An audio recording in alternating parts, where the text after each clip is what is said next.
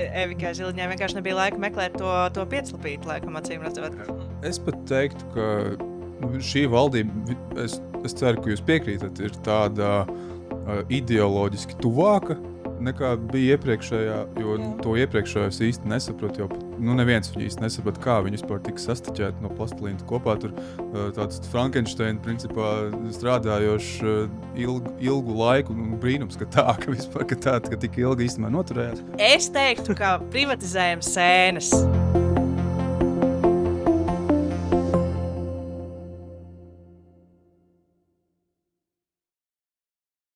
Sveicināti Zviedru galdā, podkāsts, kurā TV3 žurnālisti analizē, servē un arī izsaka savas domas par dažādiem tematiem. Šajā reizē Lauma Spridzāne, 900 sekundžu producente. Labrīt. Vai labdien, vai labvakar. Vai labvakar, vai sveiki. Jā.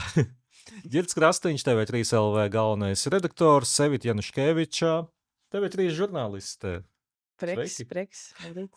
Šajā reizē es secināju, mums nedaudz ir jāpamaina tas, kā mēs servējam, jo mēs pirms tam pārunājām tematus, un lai tāds loģisks plūdums būtu gan pēc tematiem kā tādiem, gan arī no tādiem nopietnākiem, smagākiem līdz tādiem, kuriem mēs varam varbūt arī izteikt kādas jautrākas domas, tāpēc, bet pirmais būs tas nopietni.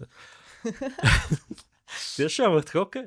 Valdība, protams, Protams, jā, tāpēc, ka mums ir jauna valdība, Andra Kulberga ministra kabinets ir apstiprināts.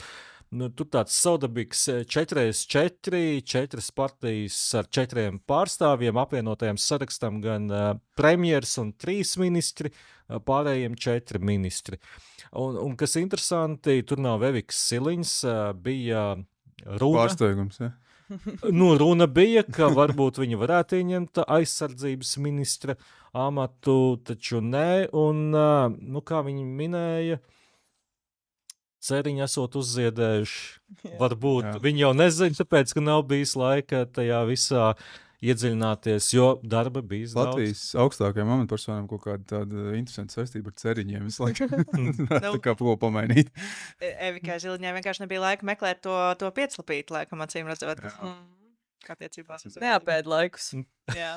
Bet atkal, no otras puses, ja mēs sākam ar Eviku Siliņu kā aizejošās valdības vadītāju, kaut kur jau var saprast, jums ir bijis dzīvē tā, ka tu strādā mauc bez atvaļinājuma vienā brīdī. Vienkārši es nedarīšu neko, man ir viss vienalga. Vienkārši es atpūtīšos. Es necepšu, es nevarīšu, es neēdīšu. Man šķiet, ka viņai iestājās tas posms, un likumsakarīgi viņa arī nevēlās. Es domāju, ka viņa man liekas pateica, ka viņa saimnes vēlēšanās arī vēl nezina, vai kandidēs. Jā. Par to saimnes mandātu, jo tur arī nogaidīšana, tur ir bet labi, un tad, dzīvojam tālāk, mums jauna valdība, tas, kas tur bija pirms tam, un tas, kas ir kaut kāds, varbūt atskaņas vēl, kāda starpība, mums tas neinteresē vairāk. Šobrīd cita realitāte jau ir, un citur spēku samēru sadalījumi un tā tālāk. Varbūt arī jaunajai vienotībai kaut kādā veidā tas ir tāds atvieglojums pirms gaidāmajām vēlēšanām, jo no vienas puses loģika prasītu iet ar esošu premjeru, ja valdība nebūtu kritus, no otras puses, socioloģija visticamāk un arī kaut kādas žurnālistu kuluāru sarunas liecināja, ka tā izvēle arī varētu nebūt tā, ar ko izvilkt to lielo lozi. Par to tika daudz runāts pirms tam, ka Evika Siliņa nav tas populārākais līderis, kā tāda lokomotīva, kas būtu galgalī visai komandai un ar kuru tā kā iet pa priekšu uz saimnes vēlēšanām. Tā kā redzēsim, kā tas beigās rezultēsies vēlēšanu rezultātos, bet jā, tā ir viena no versijām, un redzēsim, ko viņi izvēlēsies tad kā līderi. Arī no tā tas patiesībā būs atkarīgs, vai tas tad būs kaut kas spilgtāks, varbūt kaut kas pēkšņi negaidītāks, vai arī varbūt taisn otrādi, kaut kas garlaicīgāks, un tad jau atkal. Es gribētu teikt, ka šobrīd tur tas piedāvājums, kas ir jau jaunajai vienotībai, tieši šajā valdībā ir tāds uz pauzes, viss ir diezgan garlaicīgi. Jā, ir aizsardzības ministrs, bet tas nav neviens no partijas īsti, tas ir tīri nominēts. Līdz ar to viņiem pat vēl par vienu ministru vairāk neskaitot tos, ko viņi zaudēja. Un tad ir, es atvainojos, vienā no svarīgākajām arī šobrīd jomām, neskaitam aizsardzību, ir satiksmē, ir proti Rihards Kozlovskis, tur arī būs pilnīga pauze. Es neticu, ka tur kaut kādi dramatiski lēmumi tiks pieņemti, lai gan Kulbergs pats premjeras teica, ka viņš ņems uz sevi to visu, tas ir, viņš pārbaudīs, viņš vaktēs. Cerams, ka tā, jo, mums šobrīd vasaras vidū ir Air Baltica ļoti svarīgi lēmumi jāpieņem visticamāk, bet vai tur būs tā saspēle satiksmes ministram, kurš arī ies, kā tā teikt, ar karogu, nezinu. Šobrīd izstās vienotības, no vienotības puses mēs tā kā nogaidām tos pāris mēnešus līdz oktobrim, un tad mēs tā kā ejam vairāk atkal. Bet no otras puses, viņiem būs daudz laika, lai savas lietas piedalītos priekšvēlēšanu kampaņā, lai tiešām brauktu pie cilvēkiem, lai runātos, lai varbūt darītu visu to, ko Kulbergs un apvienotais saraksts ir darījis visu šo viņu valdības laiku. Tā kā redzēs vēl, es domāju, ka par tādiem, mēs redzam, kas ir zaudējis kaujā un uzvarējis kaujā, bet kas tur būs to nosacīto politisko karu beigās vinnējis, to mēs vēl paskatīsimies, kā tas Saeimas vēlēšanu rezultātos atspoguļosies. Jaunā vienotība jau ir vienīgā, kas vēl nav sākusi tā aktīvi reklamēties, ne? Ir daudz. Kā to ņem? Kurš skatās? Jā, tā vēl, man liekas, it kā no vienas puses liekas, ka ir, no otras puses tā kā nav grūti. Jo arī par reklāmu kā tādu, pieņemsim, ka apvienotais saraksts īsti arī nav ar milzīgiem plakātiem uz Brīvības ielas, bet šobrīd viņiem ir labākā reklāma ir Brīvības ielā šobrīd noteikti arī būs, ja viņi to spēs izmantot. Tas ir galvenais jautājums. Šobrīd sākums izskatās ok, nekas paziņojumi ir labi, runas ir tīri ok. Tā kā pirmā diena ir aizvadīta, redzēsim tālāk. Bet kā jums šķiet, ņemot vērā, ka valdība ir apstiprināta, pagāja, vismaz man šķiet šis process ar atsevišķiem komentāriem diezgan viegli. Tas patiešām varēja būt tāpēc, ka valsts prezidents savās sarunās ar frakcijām ir kaut kādā veidā pateicis, nostrādājiet līdz vēlēšanām. Šis laiks ir jāizdzīvo, pagaidiet, pēc tam tad variet tur strīdēties par amatiem, par ietekmēm, cik daudz, bet šoreiz mums vajag to valdību. Nedaudz pievaldiet tās savas emocijas. Zin kā, es pat teiktu, ka šī valdība, es ceru, ka jūs piekrītat, ir tāda ideoloģiski tuvāka nekā bija iepriekšējā, jo to iepriekšējos īsti nesaprot, jo neviens viņu īsti nesaprot, kā viņi vispār tika sastiķēti no plastilīna kopā. Tur tāds Frankensteina principā strādājoši ilgu laiku, brīnums, ka tik ilgi īstenībā noturējās, jo ideoloģiski šis ir tomēr nedaudz ciešāks tas kodols, un arī, protams, pats lielums šeit koalīcijā ir lielāks, un ja pat tur ir kāds, kurš nebalso par kādiem konkrētiem varbūt jautājumiem vai kādi, varbūt pat arī tā kā var izvilkt. Tāpēc es domāju, ka arī tas ātrums, kā viņi tika apstiprināti, un pat iespējamā saspēle šajā 5 mēnešu, 4 mēnešu periodā, es domāju, ka būs pat tīri labi. Man nav īsti tādu aizspriedumu. Man laikam patika, kā politologs Ikstens noraksturoja pašu Kulbergu, ka viņš ir tāds lodveida zibens. Un es domāju, ka tā enerģija, kas no viņa nāk, kur vēl joprojām var just, ka viņš nav pieredzis būt valdošajā koalīcijā, ka viņš joprojām runā un joprojām uzstājas mazliet kā opozicionārs. Viņš nav pieredzis aizstāvēt savu viedokli, viņš ir pieredzis kritizēt un uzbrukt. Kas bija viņa pienākums? Kas bija viņa pienākums, jā, bet vienkārši no tā ir pamainījusies tā enerģija. Tas nav ne labi, ne slikti, vienkārši interesanti ir to vērot. Redzēsim, cik ilgi tas tik enerģiskā līmenī arī saglabāsies, kad viņš šo enerģiju sāks drusku zaudēt un sāks piezemēties. Pagaidām tas uzrāviens ir tāds interesants. Jā, tā kā skatīsimies. Bet runājot par to koalīciju un to viņu savstarpējo saspēli, te jau patiesībā jautājums bija par vienotību. Visi pārējie jau tur loģiski sajiet kopā, un tad bija tas jautājums, vai būs tā mazākuma valdība, vai tomēr vienotība piekrīt, vai viņi spēja atrast kompromisu un norīt kaut kādu rūgtumu, kas viņos noteikti ir neapšaubāmi. Arī tad, ja, piemēram, tai pašai Siliņai neiedot šo portfeli un tā. Tā kā, skatīsimies, kā viņi saspēlēsies, kā viņi sastrādāsies, vai tur līdīs ārā kaut kādi asumi, vai tur būs tāpat kā iepriekšējā valdībā, kur tomēr ļoti labi varēja redzēt, kas ir iekšējais opozicionārs. Tā kā jā, skatīsimies. Vienīgais, ko mēs zinām ar moci, Kulbergam neļaus braukt, kas no vienas puses ir loģisks. Vēl tas ir tikai jautājums. Es tomēr ceru, ka viņš pie šī paliks. Man ļoti gribētos. No otras, Induls Emsis no Meža parka uz darbu devās ar velosipēdu. Nevienmēr, bet devās. Es tieši šo gribēju minēt, ka ja mums ir bijušas augstākās amatpersonas, un Induls Emsis nav vienīgais, es tagad baidos samalēt, bet es zinu, ka ir bijuši vēl vairāki no līderiem politiskajiem, kas ir izmantojuši ikdienā velosipēdu. Tieši ar ko tad motociklis atšķirās. Mums ir policija, kas arī ir aprīkota ar motocikliem.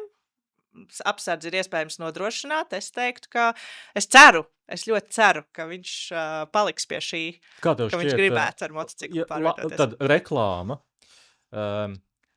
Latvija, valsts, kurā premjerministrs dodas uz darbu ar motociklu, tas varētu būt tā forši izskatīt. Es nezinu, tas noteikti ir progresīvi. Es nezinu, vai tas ir tas, uz ko Kulbergs grib iet, bet... Es nedomāju, ka viņš gribētu būt progresīvi. Es gribu redzēt tos hashtags internetā bikerpm. Man ļoti patīk, tas uzreiz pasaku. Bet bija arī smieklīgi memčiki mums arī sociālās mēdījos, kur bija blakus vārds, kuru vada miesasargs un Kulbergs ir blakus. Nezinu, kurš ir vairāk apdraudēts. Jā, tas ir labi. Labi, liekam punktu pirmajam tematam. Otrais temats, viņš tāds arī no 2 daļām, un beigās tur būs vēl vairākas daļas. Aizvadītajā nedēļas nogalē Latgalē Drīģa ezerā iekrīt drons. Un novērošanas sistēmas to nepamanīja, un atceramies, pirms tam mums bija daudzas reizes, kad nostrādāja šīs brīdināšanas iekārtas, nebija drona. Un kāpēc es saku no 2 daļām? Tāpēc, ka pat Rumānijā, netālu no Ukrainas robežas, tur drons reāli ir ietriecies daudz stāvu mājā. Un ko es ar to vēlos teikt, ka ja varbūt kādu laiku šīs trauksmes un paziņojumi varbūt tika uztverti ar tādu skepsi, šie 2 gadījumi, kur viens ir Latvijā, viens ir Rumānijā, pierāda, ka tur var būt arī sekas, jo Drīģa ezera vietā varēja būt arī pilsēta kāda tuvākā. Reizeknas centrs varbūt. Krāslava. Krāslava, jā, protams. Un tas gadījums, kas ir arī Rumānijā, tas ir tas brīdis, ko mēs ceram nesagaidīt. Kas mums tikpat labi varēja arī notikt droniem ielidot jau pirmajā reizē. Jā. Rumānijā tad ietriecās drons, 2 cilvēki ievainot, vēl tur cilvēki panikā pārbīlīja, evakuēt no mājas. Tas burtiski vienkārši daudz dzīvokļu ēkai pa vidu. Tā ienesās drons. Bet par to Drīģa gadījumu, es teiktu, tas ir vienkārši viens no rezultātiem, kā tas var notikt. Viens ir ar milzīgu troksni un Reizeknas gandrīz centrā naftas cisternās, otrs ir klusiņām kaut kur izslīdot cauri kaut kādā veidā arī radariem. Tagad vismaz var redzēt, ka arī tā virzība ir tomēr 2 tajās frontēs. Viens ir tajā gan dronu komandu, tur nedaudz tiek uzlabotas tās, gan arī dažādu pakāpju paziņojumos. Tas arī ir, manuprāt, labi. Nav tā, ka tev pilnībā uzreiz ir jākrīt panikā par jebkuru šo te paziņojumu. Uztaisam tādu mazo testiņu. Jūs tagad ar tādām bažām skatāties, ja būtu jāizvēlās, kur pavadīt kādu brīvnedēļas nogali uz Latgali, tā kā nē? Nē, es neteiktu, ka man ir tāda sajūta. Es domāju, ka, protams, tas ir nepatīkami. Es noteikti varbūt negribētu dzīvot šobrīd Latgalē, bet lai aizbrauktu tur uz nedēļas nogali, es pieļauju, ka es saņemu kaut kādu paziņojumu, ja kas, bet man šeit Ģerts arī atzīmē to, ka būs tie vairāk pakāpju paziņojumi, kas arī ļaus cilvēkiem izvērtēt, vai tas ir. Jūs? Es uz to skatītos vēl savādāk. Proti arī ir, kas ir teicis, ka mēs Rīgā pēkšņi nebūs drona, kas kaut kur ietrieksies.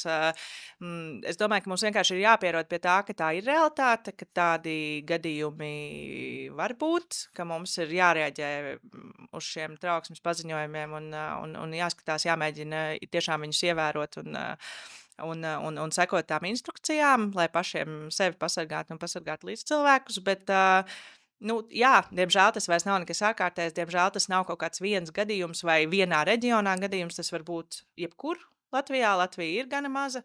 Tā ir realitāte, ar kur mums nākas sadzīvot.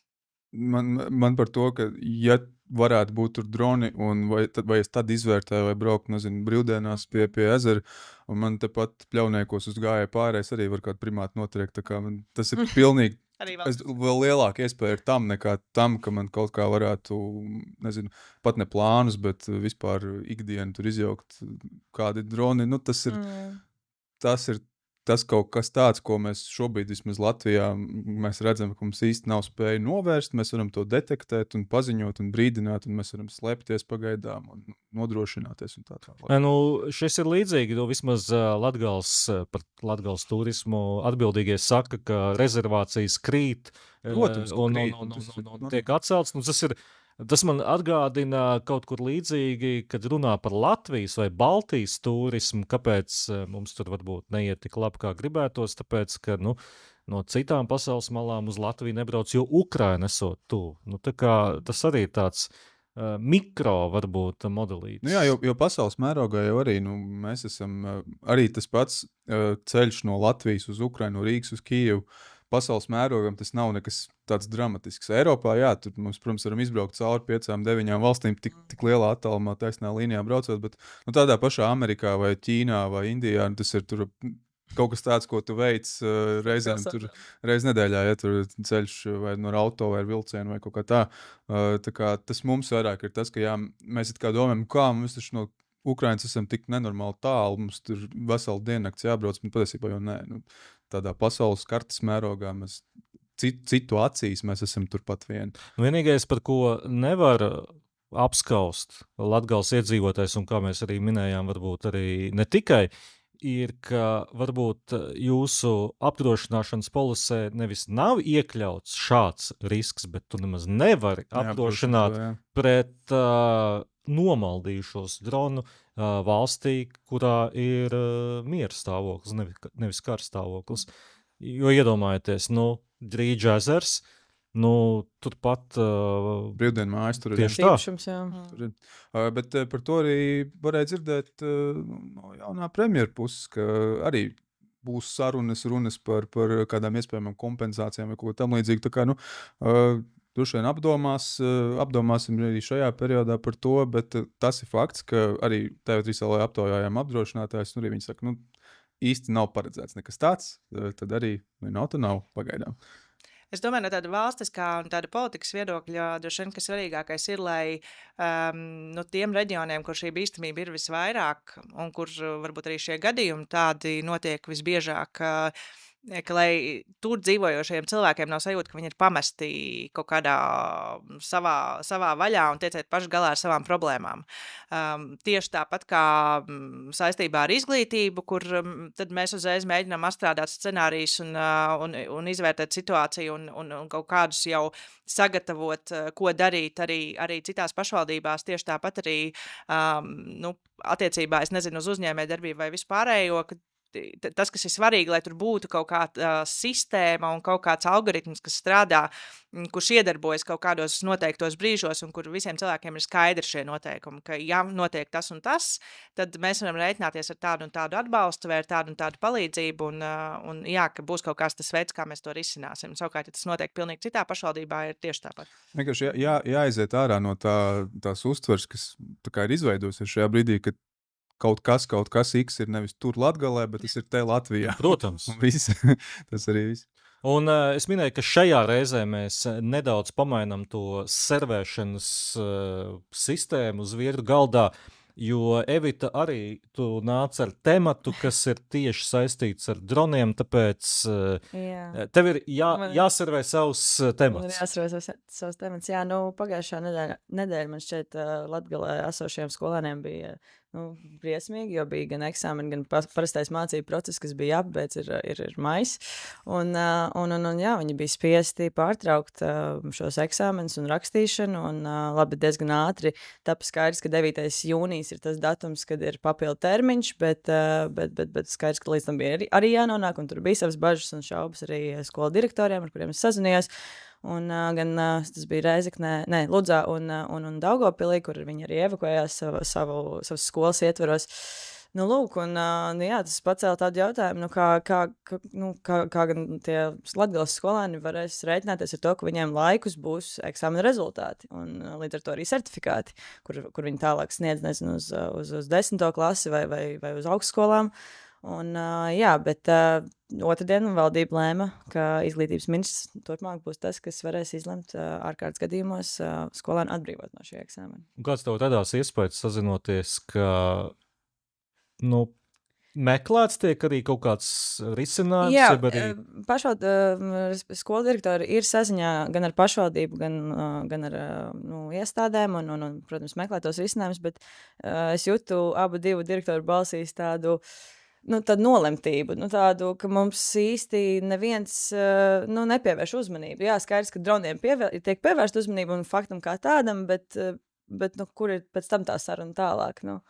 Bet, man prieks, ka ir kaut kāda risinājuma, ka ir kaut kādi konkrēti datumi. Arī, cik es saprotu, eksāmenu rezultātiem jābūt 28. jūnijā, bet tiem, kas kārtos papildu termiņā, tas būs 30. jūnijas, kas ir 4 dienas vēlāk, bet, vismaz tā kā tā. Līdzīgi arī Lietuvā. Tur arī par izglītības ministriju viņiem ir iespējas atcelt šos arī pārbaudījumus. Tad tiešām jautājums tālāk ir, vai tu valstī kaut ko, jautājums, vai tu tālāk ej uz vidusskolu ģimnāziju, kur droši vien, ka tur varētu vēl saprast un pievilkt un sarunāt un tā, bet ja tu, teiksim, vēlēsi studēt ārzemēs, tad ir atkal jautājumi, kā to visu varēs mēģināt sagrāt. Cik es sapratu, pagājušajā nedēļā tie eksāmeni, kas bija visvairāk traucēti, bija 9. klases latviešu valodas mutvārdu daļa, par 12. klases man šķiet tur nebija runa, līdz ar to es pieļauju, ka 12. klasē ir nedaudz citādāk tie datumi, bet, protams, visi ir pakļauti un visi ir, Man arī galvenais, lai nav tā, ka patiešām pierādās, ka kāds skolēns nav spējis kaut ko realizēt tieši ne savas vainas dēļ, bet šādu te lietu dēļ. Jā, un varbūt tas ir tāds mana spekulācija, ka tas grīža drons, tomēr varbūt parādīja, ka tas ir reāli, jo tie visi šie, ko Evita minēja, tas jau ir dēļ tiem gadījumiem, kad bija šī trauksme, bet nebija drona. Vai ne? Un līdz ar to tur arī varbūt tāda neticība parādījās. Bet tā ir tikai mana spekulācija. Bija arī droni, kas pārtrauc ne tikai eksāmenus, bet arī domas sēdes. Bija Rēzeknes novads, tas bija amizanti to skatīties. Tāpēc, ka pēc tam jau zvanot arī pašvaldības vadītājiem, viņš arī teica, jā, mums ir plāns, mums ir jau bijis, mēs esam runājuši un tā, bet reāli tiešraidē skatoties, tur bija tā. Visi ir apjukuši. Mums ir jānodrošina tas, ka 1, mums ir sēde, 2, mums ir tiešraide sēdē. Un balsošana arī. Balsošana vajadzīgs viss ir. Ko mēs darām? Fonā, varbūt ēdnīcā. Bet tad nākamais bija citā zālē, tur vienkārši bija jāpaiet laikam, lai to tiešraidi varētu tur saslēgt un organizēt. Bet tas arī ir kaut kas tāds, par ko to jāpadomā. Tāpat arī uzņēmumiem. Kaut kāda nepārtrauktība, ja tā ir ražošana vai jebkas cits, un kādi ir tie procesi, kā tu evakuējies. Un tas ir ne tikai Latgalē, bet par to visiem. Bet atkal, tas man atgādina, tur bija tā epizode, ka izdaram vēl to. Jā. Un, ja ir tev uzņēmumā kaut vai mācību trauksmē, tev nav algoritms, ka tu pabeidz to un to, tev ir vienkārši jādodas ārā un jādodas uz pulcēšanās vietu, nevis jāpabeidz. Visi esam, diemžēl, maksimum pārdzīvojuši, bet labi, vismaz var redzēt, ka nav tāda tupa sēdēšana un vispār neiešana. Pat arī bija nesen viens pasākums Jūrmalā Dzintarā, Arī bija trauksme, tāpēc, ka vienkārši tur tie dūmu mašīna bija pārāk nikni sapūtus, bet visi izgāja ļoti prātīgi ārā. Es pat teiktu, tur pat bija tā, nē, viss labi, mums jau viss novērsām, bet visi izgāja ārā, tāpēc, ka viņiem vajag iziet ārā. Tas ir ļoti labi. Man šķiet, ka tā reizes domas sēde bija arī tāds ļoti labs sabiedrības spogulis, jo viens ķer galvu un saka, ka, ir jāiet ārā, otrs ir tāds bišķi vienaldzīgāks, tā, ka tu vari redzēt to klimatu apmēram kāds. Novaddoms. Jā, novad. Ķeramies klāt ģirta tematam, jo manējais arī vēl nekvalificējas tajā hierarhijā. Es gribēju parunāt par elektroautomašīnām, taksometriem, autobusiem un visiem pārējiem, kur tur cīnās par to autobusu joslu, bet ne Latvijā, par to arī pieskarsimies, bet Tallinā. Mums ir tāds viens arī ziņa no Tallinas, proti aizdītā nedēļā Tallinas pašvaldība. Es teiktu, izteica vēlmi, vai mēs varam to raksturot kā iesniedz tādu kā pieprasījumu, ka klausieties valsts, mēs kā lielākā pilsēta, mēs redzam, ka mums ir tādi korķi, tāpēc, ka elektroautomašīnas ir savairojušās, un arī taksometri brauc pa autobusu joslām, un mēs vispār īstenībā gribētu arī taisīt nedaudz tādu reformu ar sabiedrisko transportu, bet kopumā tas mūsu gala mērķis būtu tāds, ka autobusu josla ir autobusam. Citam nekam ne. Un viņi arī pamatoja to, ka kopš 2020. gada šķiet, Igaunijā tad bija reģistrēti 1600 elektroauto, tagad esot 11,000, un 70% no tiem ir Harju apriņķī, kas ir Tallina faktiski. Ja arī tu pat neesi Tallinā, tad tu gan jau brauc katru dienu uz darbu vai kaut kā tur nonāc.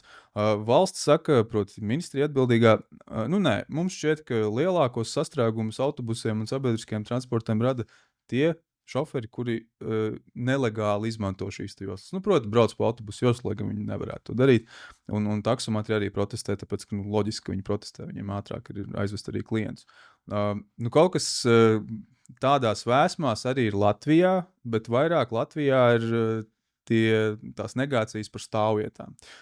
Tur šeit arī bija mana balss šobrīd gaužām maz 378 paraksti par šo ierobežošanu, lai nevarētu pat bez maksas stāvētās elektroauto.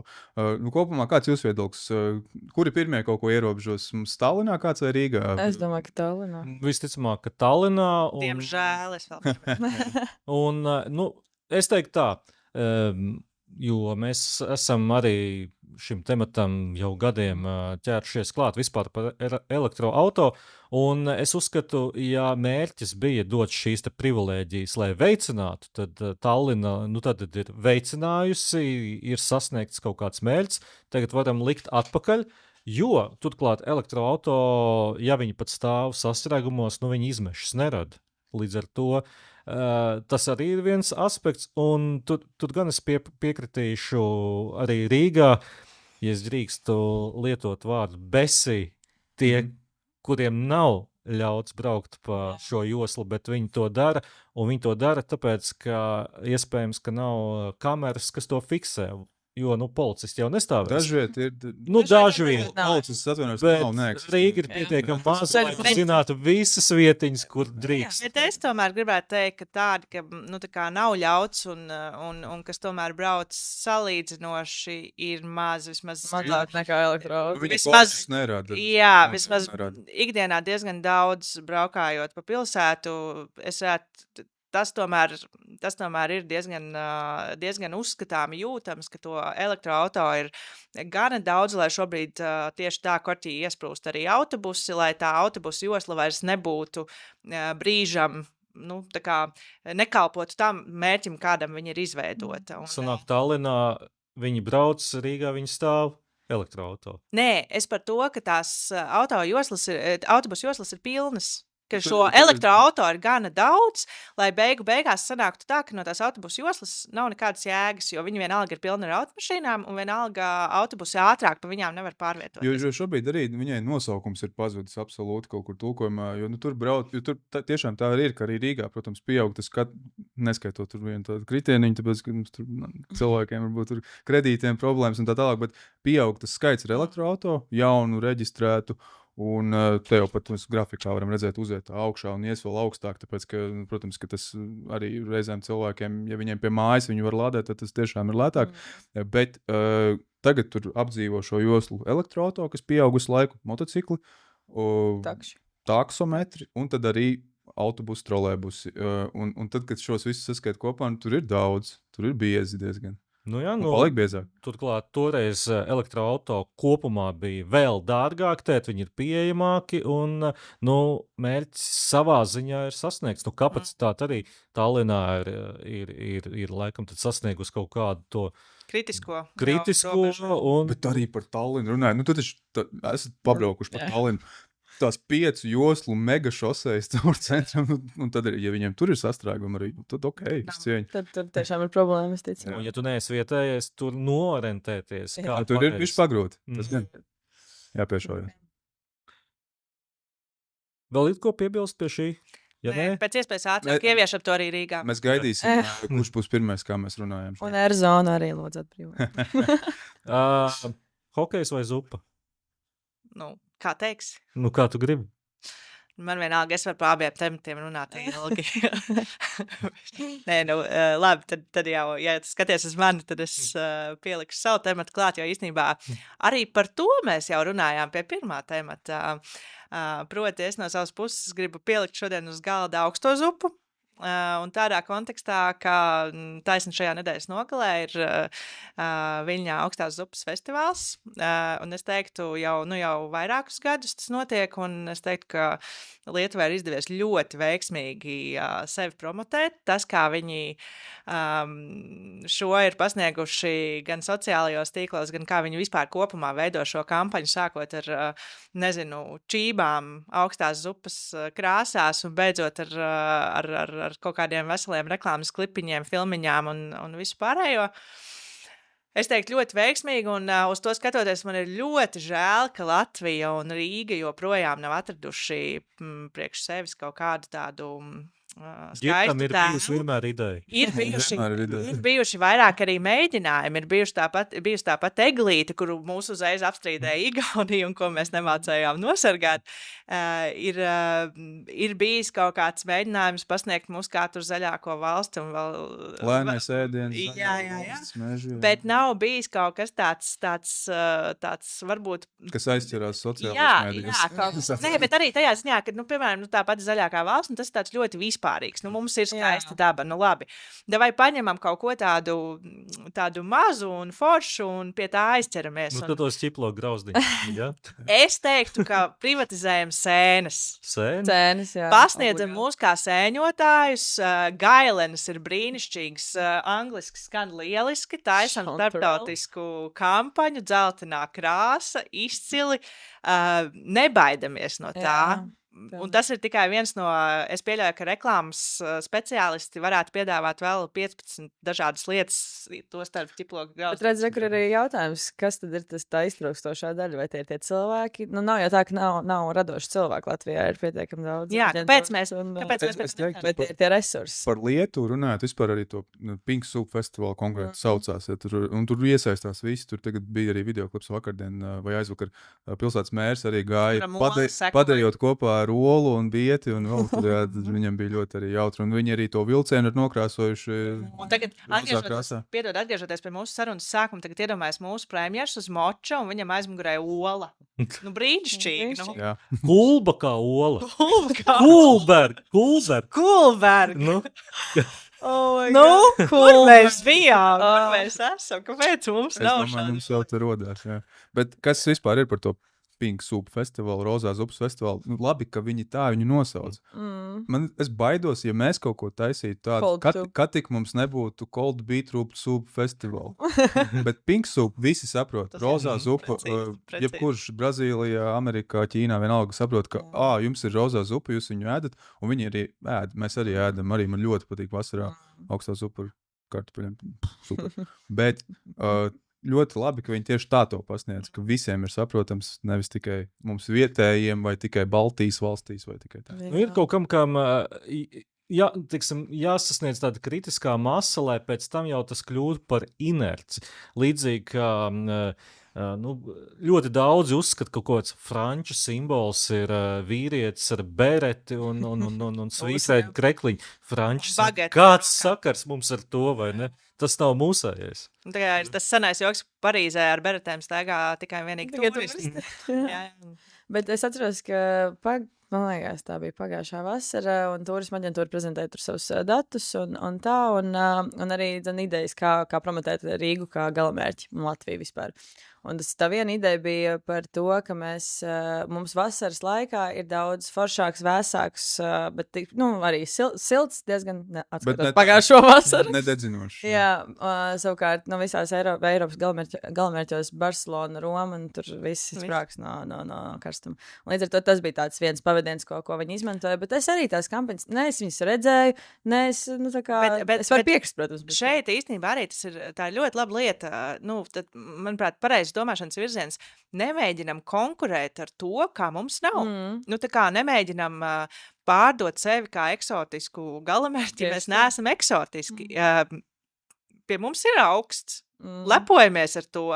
Tagad šobrīd es pieļauju, ka tiem, kas šobrīd Londonā un Francijā un kur tur vēl ir karstuma vilnī, viņiem šobrīd tādi mūsu 11 grādi, droši vien ir diezgan...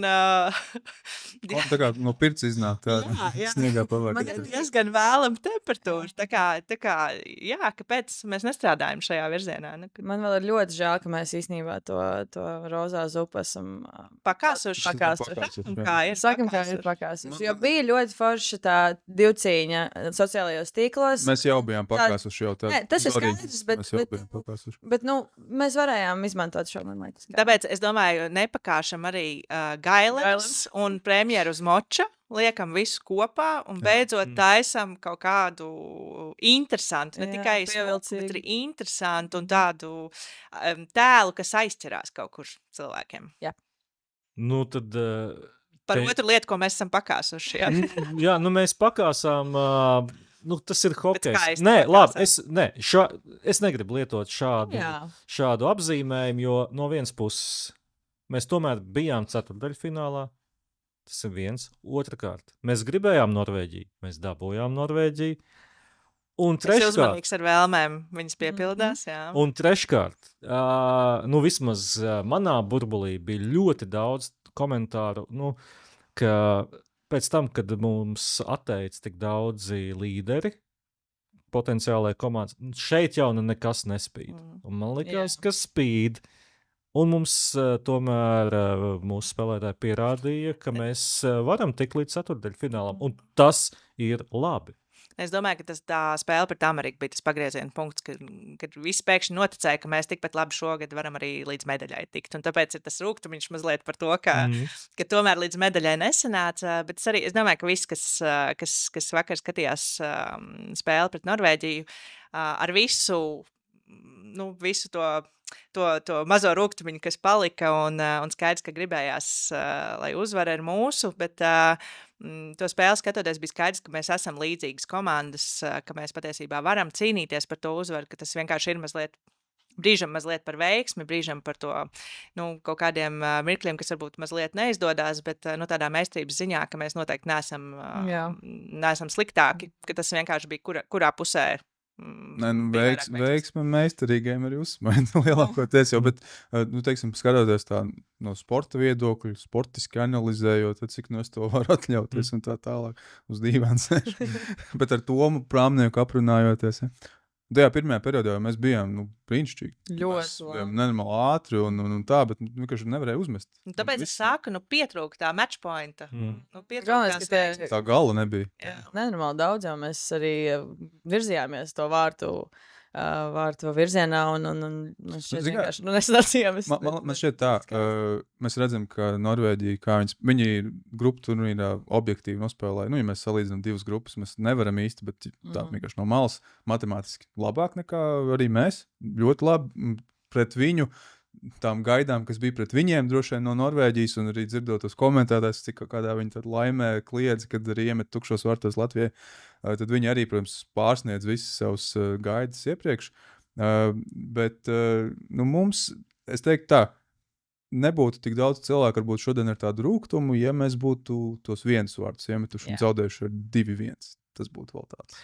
Bet no otras puses, Norvēģija arī nav hokeja lielvalsts. Un man par viņiem savā ziņā tomēr ir prieks, jo viņiem šis ir šķiet visu laiku veiksmīgākais hokeja čempionāts. Ja, protams, nav kaut kas bijis ļoti tālā vēsturē, ko ir grūti atcerēties. Un viņiem patiešām šīs mazās laimītes, ko mēs esam Latvijā izdzīvojuši, kas ir bijušas, nu viņiem tas ir. Un varētu teikt, Norvēģija tagad ir tā komanda, kurai just līdzi turpmākajā hokeja čempionātā, lai viņiem tas būs grūti, bet jā. Es tieši gribēju teikt to pašu, ka es arī esmu gatava iet soli tālāk un teikt, lai viņiem tiek zelts, lai viņi uzvar. Un tad arī mēs varēsim teikt, ka vienīgā, kam mēs zaudējām šajā brīdī, tie beigās ir čempioni, un ko tad mēs... Es negribu, lai man pēc nedēļas ir kauns, bet es teikšu, sorry, viņiem netiks zelts, Somija tik zelts. Es novēlu.